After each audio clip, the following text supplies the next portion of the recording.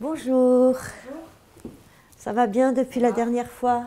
Il a l'allure d'un institut de beauté, mais cet endroit n'a pourtant rien d'un simple salon d'esthétique.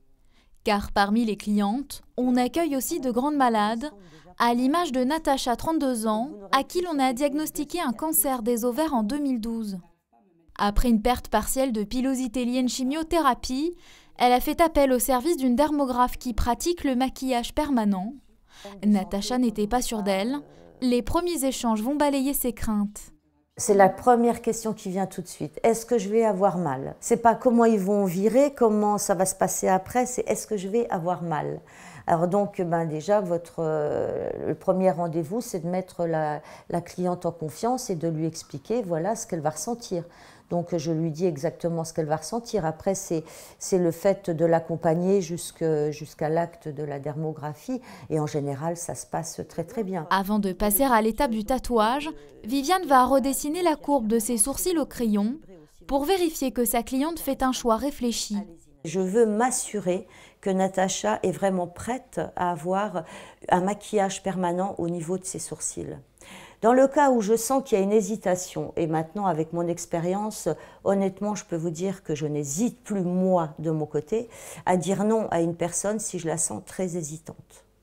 Même si elle essaie de me convaincre en me disant « mais non Viviane, mais je me pose encore la question de « mais s'il y a des « mais », pour moi la cliente n'est pas prête ». Allez Natacha, on y va. Arrive le moment fatidique. Avec son dermographe, Viviane va injecter des pigments naturels dans l'épiderme de Natacha. Elle recrée ainsi ce que la maladie a emporté. Ça nous permet de nous sentir mieux, surtout dans la maladie. On se voit toujours en tant que femme, on a toujours ce petit côté coquette, même si on a un côté très naturel. Il y a des gens, ça ne les dérange pas de sortir avec le foulard ou sans perruque. Moi, j'ai toujours eu besoin d'avoir la tête haute. Et donc, du coup, j'ai besoin de garder la même image. Après, au fil du temps, ça devient naturel, ça fait partie de nous. Viviane exerce ce métier depuis 14 ans. Elle travaille en étroite collaboration avec des dermatologues qui conseillent ses services à leurs patientes.